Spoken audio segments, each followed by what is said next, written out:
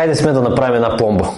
Започваме с подготовка и подреждане на необходимите инструменти, с които ще започнем и почистването и пломбирането на зъба. Поставяме упойка в областта в близост до зъба, който ще се почиства. След това започва и почистването на кариес. След като вече сме изолирали нашия пациент с коферадам, започва и подготовката за поставянето на пломба. Поставя се ецващ гел, който създава пори в емайла и много здрава, изключително здрава връзка между зъба и пломбата.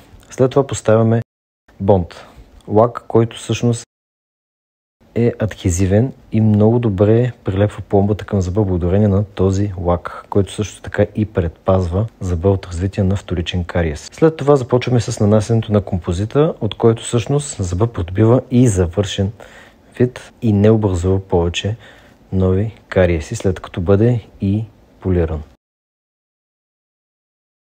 След това махаме кофердама и пациентът е с чисто нов зъб.